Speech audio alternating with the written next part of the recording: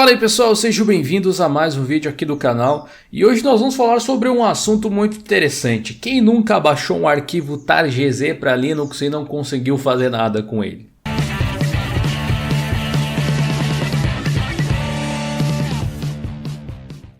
O EcoCard é um aplicativo que permite que você crie e compartilhe com as pessoas o seu cartão de visita de forma digital e eficiente. Já passou da hora de você se tornar um profissional mais consciente em relação à natureza? Faça os seus cartões de visita de forma digital com o app EcoCard. Saiba mais no link na descrição. Nesse vídeo aqui, do como deixar o Linux Mint com o visual do Windows 10, teve um comentário que me chamou a atenção. O comentário do Pedro. Faça um vídeo sobre a instalação de pacotes tar.gz e tar.bz2. Uso Linux há 6 meses e até hoje não aprendi. Sabe que você não está sozinho, Pedro. O negócio é muito impressionante nesse sentido. As pessoas realmente continuam tentando baixar arquivos tar.gz. Mas vamos lá, vamos tentar entender um pouco a respeito do que é o tar.gz. Eu até separei algumas coisas aqui para a gente comentar na pasta documentos aqui, que é o seguinte, sobre os arquivos tar. Primeiro de tudo, o que é o tar? O tar é um software que permite que você una dois arquivos. Então você pode, por exemplo, pegar dois arquivos de texto e transformar em um arquivo tar. Assim você vai ter dois arquivos em um. Mas ele não é um compactador por si só, ele apenas junta os arquivos. Para você compactar, você vai precisar de uma certa outra ferramenta, como o gzip, por exemplo. E daí veio o nome, quando você usa o tar e o gzip para, além de juntar, compactar esses arquivos, você tem o famigerado tar.gz. Olha só, tem uma outra referência que eu achei bem interessante na Wikipedia. As pessoas às vezes desconhecem o poder da Wikipedia, não que você deva tomar tudo que tem aqui como definitivo, mas é um bom lugar para você ter uma base e depois ir pesquisando, né? Tar, ou tar em minúsculo, é a abreviatura de Tape Archive. O tar era utilizado na época das fitas ainda para você armazenar os dados, é bem interessante, né? E o nome acabou ficando ao longo do tempo e ele foi utilizado com os outros computadores, como o gzip que eu falei, gerando o tar.gz. Aí tem o bzip também, gerando os tar.bz, né, etc. O bz2 aqui, bzip2, gzip e tudo mais. Então, esses complementos aí do tar é que fazem ele se tornar especial e utilizado até nos dias de hoje. Porém, uma coisa importante que as pessoas têm que entender a respeito do tar, você pode ver que eu peguei alguns exemplos aqui, é que você baixar um aplicativo que está em tar.bz2 ou em tar.gz ou em tar.xz, por exemplo, que é outra forma de compactar, não quer dizer nada necessariamente. Não existe um padrão para dizer assim, não, você vai instalar desse jeito, porque até aí é só um arquivo compactado, é como se fosse RAR, entendeu? Você pode pegar esses dois arquivos, vir com o botão direito aqui e compactar eles, por exemplo, e você vai ver que tem vários formatos diferentes se você instalou todos os complementos. Até EXE tem aqui se você quiser. Você pode compactar em zip, em tar.gz, em tar.lzo, em tar.lzma, tar.lz, tar.gz, tar.bz2, tar.z, tar.7zip e só tar, por exemplo. Então se eu quiser criar só um arquivo tar, o que ele fez aqui? Eu criei a junção desses dois arquivos. Olha só, eles estão aqui dentro. E é isso aí, basicamente, não houve compactação. Tanto que você pode ver aqui embaixo até, você consegue ver qual é o tamanho dele, né? 3,1 KB, só em tar. Se eu pegar esses dois arquivos aqui e compactar eles, usando tar.gz, por exemplo, você vai ver que vai gerar um arquivo bem menor. Olha, 226 bytes apenas. Assim ele compacta, assim ele não compacta. Então, basicamente é assim que funciona. Por isso que você tem que se atentar, na verdade, para o que está dentro do arquivo tar, porque isso vai variar de acordo com o que você precisa fazer. Eu peguei alguns exemplos. O Firefox está em tar.bz, por exemplo. E você pode usar a linha de comando para extrair, é claro, tudo pode ser feito via linha de comando. Dá um Ctrl Alt T aqui para abrir o terminal. Para você ver a respeito do comando tar e dos seus complementos, olhe o manual do tar.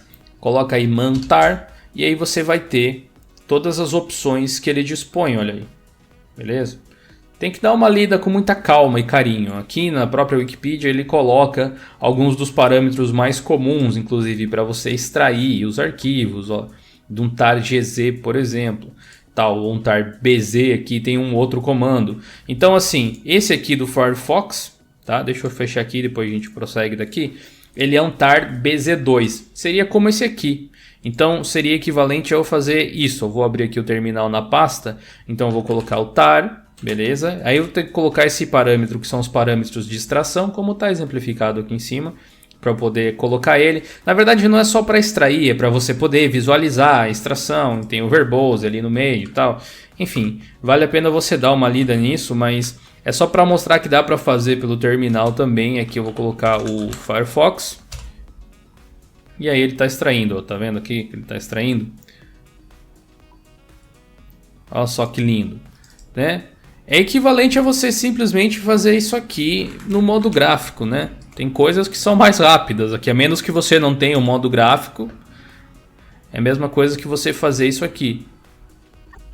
Beleza, ó, extrair é o mesmo arquivo, a mesma coisa, tá? Mas o que acontece? Você tem que observar o que tem dentro do seu arquivo compactado, porque é isso que vai definir o que você vai fazer com ele ou não, tá? Eu não recomendo que você instale aplicativos desse jeito, porque é uma boa forma de você se frustrar com Linux. O que acontece? Geralmente os arquivos, os programas que são disponibilizados dessa forma, compactados assim, eles contêm código-fonte dentro deles. Não é exatamente o caso do Firefox aqui, porque você pode rodar ele a partir daqui mesmo. Já vou mostrar como funciona. Mas geralmente você vai ver código-fonte dentro. Isso significa que você precisa compilar. Geralmente, então, esse formato é utilizado por desenvolvedores que vão compartilhar o seu código com outros desenvolvedores que vão querer compilar em suas máquinas ou fazer alterações, esse tipo de coisa. No caso do Firefox, a gente tem um binário aqui dentro, que é o binário Firefox, inclusive. Se você der 2 cliques nele aqui, vai abrir o Firefox. Viu que abriu outro Firefox aqui? Se você não acredita em mim, eu vou fechar esse que está aberto aqui e a gente abre esse Firefox. Tá? Dá 2 cliques e ele abre. É um cachorro latindo, desculpem aí, mas prosseguimos aqui, olha só.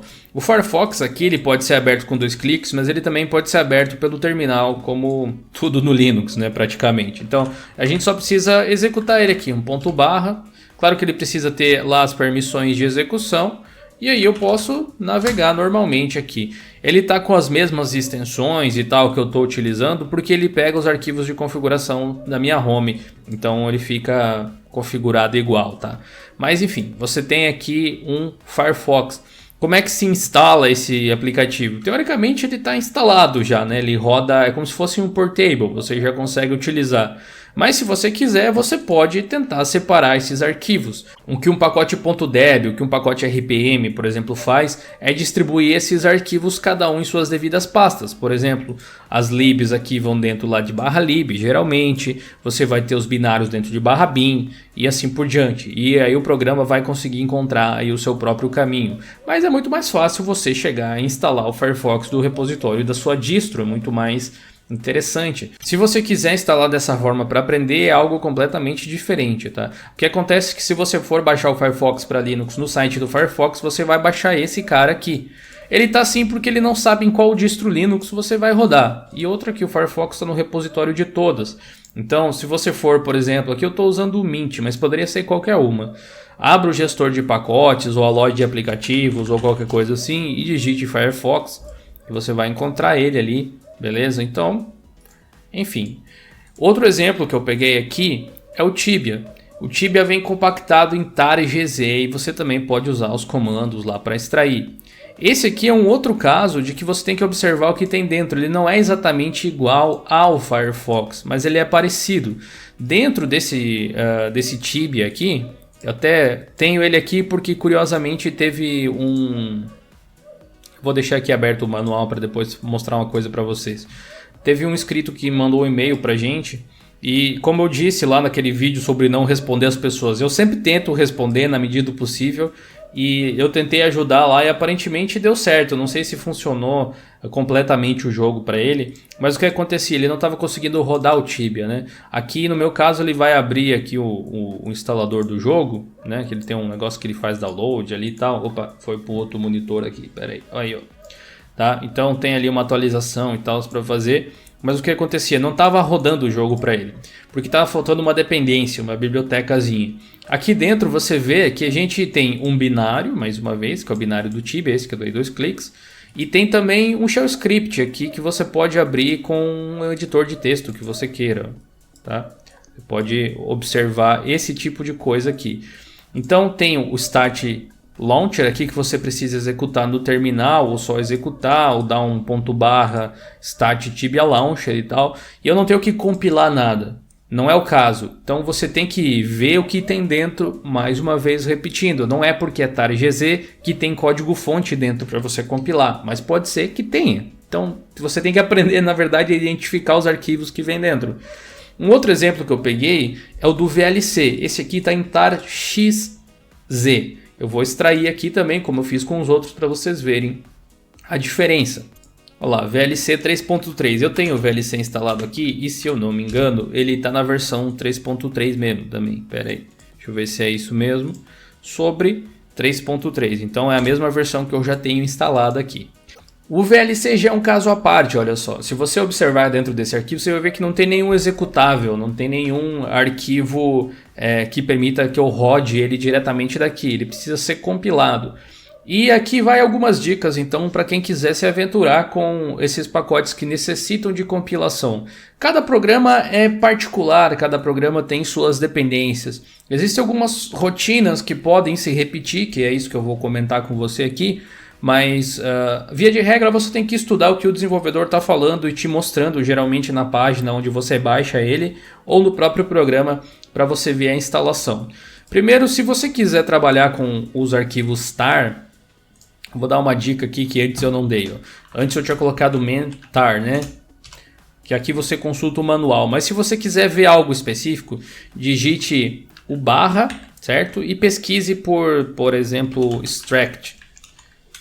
Assim você vai encontrar os pontos no manual onde está falando sobre extração de arquivos. Aí você vai no N e no Next para ir para a próxima palavra, ou no Page Previews para poder voltar às palavras. Assim você vai pesquisando. Aí o kit serve para você fechar o manual, ok? Dentro de pacotes que precisam de compilação, você geralmente vai encontrar um README. Esse README pode ser lido com um editor de texto comum. Aqui ele está falando a respeito do que é o VLC, qual o conteúdo que tem dentro do pacote compactado. Aqui ele está dentro de binários, tem um VLC. Você pode ver que está em C, ó.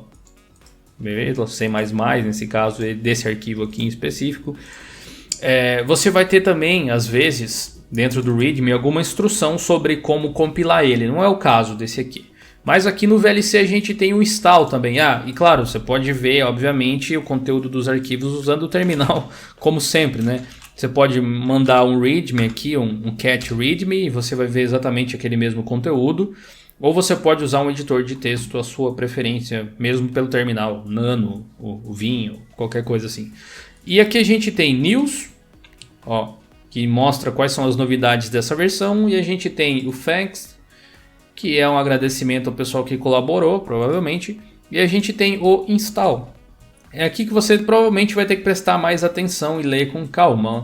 Informações mais completas para a instalação dos usuários de Windows, Mac e os Unix da vida, você encontra aqui na wiki da Videolan Compile VLC. Então você pode pegar essas referências e dar uma catada lá para ver o que tem, para você entender como funciona, nada impede, ó. Tem aqui um material só para você aprender a compilar o VLC aí na sua máquina. O VLC é um software um pouco extenso, né? Ele tem várias libs, tem vários codecs e tudo mais, ó. Dentro do Mint, do Ubuntu e tal, existe um pacote que se chama Build Essentials, se eu não me engano. Assim, Build Essential, não Essentials. Tá? Esse pacote aqui vai ser útil aí se você for compilar qualquer programa. Então é bom ter instalado aí de forma geral. Mas aqui você pode ver, ó, instalando o VLC no Windows from Source. Aí você precisa ler essa wiki aqui, por exemplo. A gente tem ainda aqui, ó, mais informações a respeito da compilação no Linux, seria aqui nesse caso. E essa versão aqui é para compilar a partir desse código fonte que você obtém aqui pelo GitHub, olha só. Às vezes, de repente, seguir esse processo pode se tornar mais essencial. Aliás, olha aqui, ó, tá aqui o Build Essential que eu tinha falado. O Package Config também pode ser útil, o Automake. Enfim, tem várias coisinhas aí que você precisa instalar para compilar programas. Então, eu estou te mostrando aqui com o VLC e você pode tentar aplicar em outras circunstâncias. Leia então o arquivo de install, porque cada arquivo vai ser diferente. De forma geral, existe uma certa sequência que você faz, que é o .configure, o make, cadê o make? Make. Acho que está aqui para baixo, build, aqui ó, o make, tá? Depois o make install. Uma vez instalado, você vai ter a oportunidade de lançar o VLC a partir do binário que ele gerar, que é o ./VLC, do mesmo jeito que a gente rodou o Firefox. Né? A questão é que aqui você vai ter que jogar daí os arquivos para dentro das suas devidas pastas. Como eu falei, se você quiser criar um atalho no menu, você vai ter que criar manualmente. Tudo pode ser feito via terminal de novo, mas é algo que foge bastante do que a gente procura mostrar aqui no canal. E eu achei só importante fazer esse vídeo para dar esse feedback, tentar desanuviar um pouco os caminhos e quem quer compilar as coisas por qualquer motivo que seja. Tá, nesse caso aqui, a gente pode... Vamos compilar esse VLC? Vamos compilar esse VLC, senão vão dizer que eu fiz o vídeo e não compilei o VLC. Deixa eu pegar aqui então o que está dentro do install. Vamos seguir as informações contidas na wiki aqui do VLC para facilitar a nossa vida. A gente pode compilar a partir do Git. Então, vamos lá. Primeiro aqui a gente vai ter que instalar o Git, né? Caso ele não esteja instalado, não lembro se eu tenho instalado aqui. Eu não sou programador, acho que eu não tenho o Git instalado. Então vamos colocar aqui para ele baixar. Ó, vamos mudar aqui para minha home. Eu vou criar um diretório aqui chamado VLC tracinho compilado, pode ser isso. Então você vai ver que eu tenho o meu VLC agora aqui, tá? Eu estou dentro dele aqui, beleza? Eu vou baixar os meus arquivos para cá. Beleza, a gente vai baixar esse aqui então. Eu vou colocar o git clone dele aqui, beleza? Vamos clonar para dentro de VLC. Ele vai fazer o download lá do código fonte e depois a gente pode voltar para a compilação aqui, ó. Seguindo os passos para Linux e BSD. Tá baixando aqui. No nosso caso aqui tem Fedora, tem o Arch também. Tinha aqui os passos, né, querido? Não precisava ter feito isso. Ok, mas primeiro a gente vai ter que instalar isso aqui também. Todas as dependências que o VLC precisa. Como ele está usando o Git, eu posso usar o apt desse lado aqui para fazer a instalação. O Build Essential eu já tinha, o Git também, mas algumas outras coisas não. Então vamos instalar tudo bonitinho aqui. Você pode também pegar o código fonte do próprio repositório da sua distro, né? Se você quiser, se for ver. É grande, olha só. Ok, terminamos aqui e aqui tem mais instruções. Então a gente precisa mudar para dentro de VLC agora aqui. Tá, estamos dentro dele, beleza? E o próximo passo é rodar aquele Bootstrap que a gente tinha lá no outro arquivo. Então vamos lá, /, Bootstrap. Ele está dizendo aqui que o Bootstrap vai falhar se o AutoTools não tiver instalado, mas a gente instalou ele ali em cima antes no comando anterior. Então aqui ele precisa de umas bibliotecas de terceiros, a gente vai usar esse comando que instala o próprio VLC mesmo. Inclusive, né, a gente poderia estar ali. Eu preciso habilitar as fontes dos aplicativos. Isso depende um pouco da distro, tá? No Ubuntu é parecido. Eu posso habilitar editando sources.list, mas para mostrar que dá para fazer pelo modo gráfico aqui também, ó. Você habilita aqui os repositórios de código fonte, ok? Beleza, então agora aqui teoricamente deve funcionar, vejamos. Legal, tá instalando agora. Tá demorando, velho. Realmente você vai ter que ter paciência, cara. Tem algumas distros que são orientadas à compilação, tipo o Gentoo, por exemplo. Não que você precise fazer tudo compilado assim, mas é um dos propósitos que ele tem, que você faça tudo compilado para sua máquina, beleza? Então a gente passou dessa parte aqui agora. Aqui tem instruções para o OpenSUSE, tem instruções para o Debian via repositório contrib e tal. E agora a gente vai para a configuração. E aqui na configuração a gente tem a possibilidade de instalar o VLC em outra pasta, veja só. Se você quiser, né? No meu caso eu vou manter nessa mesma e não tem problema. Então a gente precisa rodar o /configure agora. Deixa eu limpar aqui. Então lá, já estava escrito, né? Não sei porque que eu apaguei. /configure. E aí você espera a verificação também de todos os arquivos ali. Esses arquivos e tal, eles estão dentro aqui da pasta que eu criei, né? VLC compil dentro de VLC. Aqui, ó, beleza? São esses arquivos que a gente baixou. Faltou um detalhezinho aqui. No package xcb xkb pass disable. Vamos ver se a gente encontra esse pacote aí.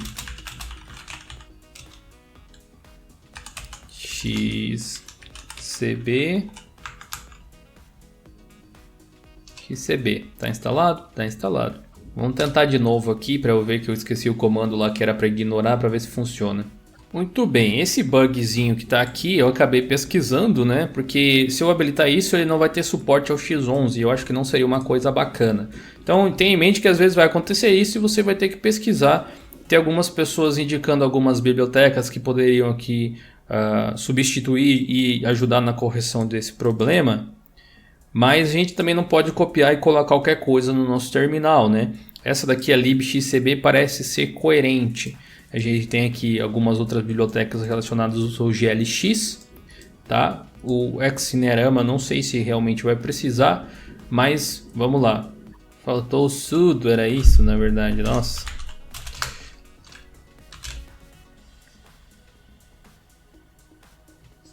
Ok, vamos ver se agora vai.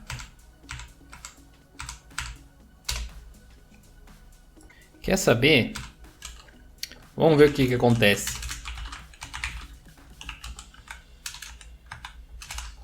A gente vai usar esse parâmetro que ele está indicando aqui para pular essa parte. Ok. Agora que a gente chegou nessa parte, até o próprio terminal está dizendo, né? To build VLC and its plugins, type make or .compile if you like nice colors. Se você quer ver as coresinhas, né? Mas é aquilo que eu disse, .configure, make install. Só que como você pode ver, não é tão simples assim muitas vezes. Dependendo do que você vai instalar, precisa de certas dependências, pacote disso, pacote daquilo. Vamos no make aqui. Agora é a compilação propriamente dita. Ó, que tela bonita, né? Maravilhoso. Tem gente que realmente prefere fazer assim, cara, mas eu gosto de clique. Eu gosto de abrir a minha lojinha de aplicativos e instalar ali e tal, mas é bom que vocês saibam a respeito dos TarGZ. Então eu estou dando um exemplo aqui, não é um vídeo sobre compilação, mas é um vídeo para tentar explicar como isso funciona. Depois tem um outro último exemplo que eu quero dar para vocês. Eu espero que esse vídeo realmente seja útil, tá? Aqui a gente está compilando, mas não instalando. Compilar não é instalar. Aqui tem um outro passo depois disso. E você pode ver que compilar programas gasta um pouco do seu processador, tá? Aqui provavelmente não vai fazer muita diferença, mas ele usa um pouco da sua CPU. Você pode ver aqui que tem algumas em grande atividade e tal. Memória até que nem tanto, né? Se for ver. A coisa que mais está utilizando aqui é um programa de gravar tela, o Firefox.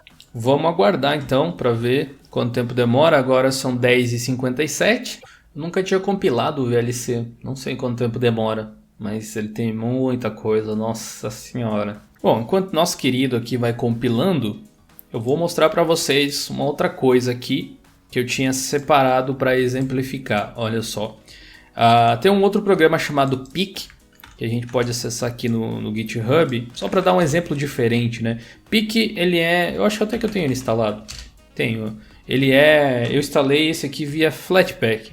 Ele é um programa para você fazer GIF. Então, tipo, deixa eu pegar aqui um exemplo aqui, a gente pode colocar aqui em cima.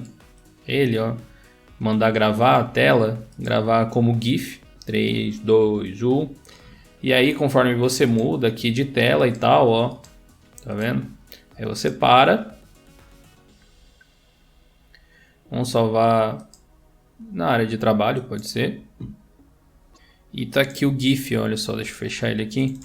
Ele abre com um negócio de imagem, né? O aplicativo de visualizar a imagem. E é um GIF, você pode fazer GIF, é bom para fazer tutorial e tal, a gente usa no blog de vez em quando.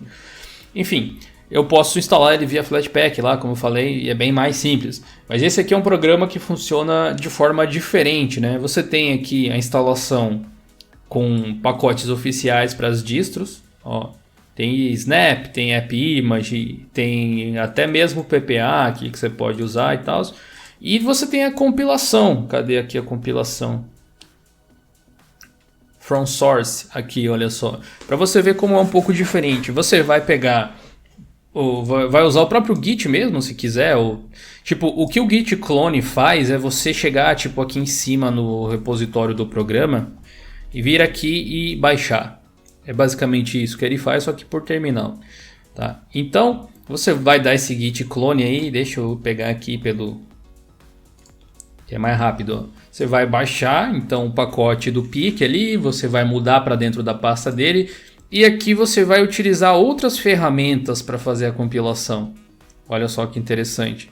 Então, você precisa ter algumas dependências diferentes. Tipo o Ninja Build aqui, ó. Então você vai precisar observar porque cada programa é um caso, beleza? Eu separei ele aqui para mostrar porque ele é diferente. Agora eu acho que já entendeu que pacotes TarGZ, eles não necessariamente são feitos para ser instalados. Aliás, TarGZ é só um pacote compactado, podia vir em outra compactação. O que importa é o que tem dentro dele. Se tem um código-fonte, necessita de compilação. Se tem um binário, muitas vezes é só executar esse binário. E assim por diante. Então a gente vai aguardar o VLC aí porque só Deus sabe quando termina agora. Putz, olha aqui, tinha aqui embaixo, isso que dá não ler a página inteira, olha só, sobre os problemas do XBC que eu tava tendo, era isso aqui que eu tinha que ter instalado. Eu fui catar lá nos fóruns, às vezes é bom ler a documentação inteira antes de, de fazer qualquer coisa, né? Aqui também tem sobre problemas com Lua, por exemplo, e tal. Essa parte de troubleshooting é bem comum de existir common problems, independente do site que você for fazer. E o único jeito de você ganhar prática, digamos assim, em fazer compilações é fazer muitas vezes a compilação de programas diferentes. Agora eu fiquei pensando se o meu parâmetro lá acabou não fazendo de repente o VLC aqui funcionar. Vamos ver se realmente acontece isso. E aí, pessoal, aí ó, cerca de uns 10, 15, sei lá, por aí, minutos depois, a compilação acabou, ok? Isso aí pode variar de acordo com o seu processador. Aqui esse processador que eu estou usando realmente é bem forte, ele é um Ryzen 7. Então ele tem vários threads e tudo mais. Se você for fazer isso aí num dual core, num quad core, provavelmente vai ter alguma diferença. Agora aqui tem um outro detalhe que é interessante, que eu estava pensando porque eu saí daqui e fui começar a fazer o almoço até, que é a seguinte: tem distros que podem não ter todas as dependências que você precisa para instalar qualquer software, como o VLC, por exemplo. E o Ubuntu, o Mint e tal, por ser derivado do Ubuntu, costuma dar esse suporte muito bem. Então tem que observar esse lado ainda, né? Porque pode ser que você vá compilar em alguma distro que não tenha todos esses pacotes no próprio repositório. Aí você vai ter que instalar isso antes para depois instalar outra coisa. E aí começa a ficar um pouco complexo. Ó. Veja que dentro de VLC aqui mesmo, eu pedi para ele fazer a compilação aqui dentro, né? E agora a gente só precisa instalar, segundo as próprias instruções aqui do manual. Ó, cadê? Depois de você rodar o make, que foi o que eu fiz, a gente pode rodar o VLC diretamente sem instalar. Olha só. You do not need to install VLC to use it. Então, vamos ver se vai funcionar. Olha aí, se não foi o meu VLC. E olha só, deixa eu abrir de novo aqui. Observe que essa aqui já é a versão 4, beleza? No meu sistema eu tinha a versão 3, como eu mostrei antes lá. Ok? Então aqui eu posso já rodar ele. Vamos ver se abre algum arquivo de mídia. Veja que ele não está em português também. Não sei se tem como traduzir ele aí. Mas não é bem o caso dessa vez. Deixa eu ver. Vídeos 4K. Eu fui rodar o vídeo e deu um monte de erros, ó. Talvez seja porque eu desabilitei aquela função Talvez aí o que acontece? E agora? Então eu instalo esses pacotes aqui e recompilo eles se for o caso. E aí tem aqui, se você quiser instalar no sistema, é só rodar o make install, tá? Make install, só tenho que rodar ele como root. Não sei se com o sudo vai funcionar. Vamos ver. Funcionaria, eu cancelei, tá? Eu interrompi. Ó, mas você vê aqui onde que ele vai jogar os arquivos lá dentro de USR, local share, locate e tudo mais, tá? Cancelei aqui. E se você quiser desinstalar, daí tem o make uninstall. E para você remover os arquivos criados durante a compilação, que é algo opcional, tem o make clean. Não é todos os programas que vão dar todo esse suporte aí, tá? O VLC que é muito bem feito, beleza? Bom, eu acho que deu para dar uma explicada, deu para você entender mais ou menos como é que esse lance de tar-gz funciona. Recapitulando aqui, virou uma espécie de videoaula, né, praticamente. Tar não é um compactador, é uma ferramenta que serve para você unir arquivos. Quando aliado a ferramentas que manuseiam compactação, como o GZ, o BZ e o XZ e algumas outras que eu mostrei aqui inclusive nesse vídeo, você vai ter o resultado dessa união em um pacote compactado tar-gz. Tipo o Tibia aqui, por exemplo, ele está tibia.x64.tar.gz. É um monte de extensões. x64 provavelmente fazendo referência à arquitetura do processador. Tar é o nosso tar, né, que serviu para unir esses arquivos. E o GZ é a compactação. Veja o manual do GZ, veja o manual do tar, é só digitar man e o nome do comando no terminal, ou procure na internet mesmo, que tem bastante coisa. Você aprendeu também que dá para extrair as coisas pelo terminal. Você aprendeu que nem todo tar-gz, tar-bz ou qualquer coisa assim é um programa para ser compilado. E os que necessitam de compilação têm necessidades específicas que vale a pena consultar a documentação oficial, caso tenha, ou então, no mínimo, ler o conteúdo dentro do README, dentro do arquivo install, que você provavelmente vai encontrar dentro do arquivo ali, da pastinha, né, do programa que você extraiu. Caso o programador não seja bonzinho e não coloque essa informação em lugar nenhum, o único jeito é tentar compilar aí na marra e ver onde dá o problema e daí resolver a dependência, daí tentar de novo para ver onde dá pau e daí corrigir a dependência e assim por diante. É muito mais fácil instalar numa loja de aplicativos, sem dúvida nenhuma. Isso aqui é caso você necessite, tem um aplicativo muito específico que você quer que só está sendo distribuído assim por algum motivo. Ou você está querendo aprender também, deu um soco no microfone agora, desculpa. Ou você está querendo aprender, é uma justificativa válida, eu diria, para você aprender esse tipo de coisa aqui. Para você usar Linux hoje em dia, não é necessário usar a linha de comando necessariamente, tá? Mas esse vídeo aqui é para você ficar alerta. Se você for procurar um programa na internet para instalar na sua distro, procure evitar esses pacotes que vêm compactados dessa forma, ou pelo menos os que vêm com código-fonte, né? Tipo o Firefox ou o Tibia ali mesmo, que é um game, né, que você vai baixar, ele só tem que ser executado dando 2 cliques, basicamente. Isso é um caso completamente diferente. Mas se você quer instalar um programa, procure primeiro no repositório da sua distro, na loja de aplicativos que vem junto, para depois considerar ir atrás aí, fazer inclusive uma compilação, beleza? Eu espero que esse vídeo tenha sido útil, eu preciso muito do seu apoio aqui, então por favor deixe seu like que ajuda a levar o canal para frente, a esse vídeo ganhar notoriedade. Compartilhe para aquelas pessoas que já baixaram um tar-gz da internet sem querer e não souberam o que fazer, acharam que Linux era complicado porque não abria o .exe, né? E até uma próxima, pessoal, um grande abraço, se cuidem aí, valeu e falou!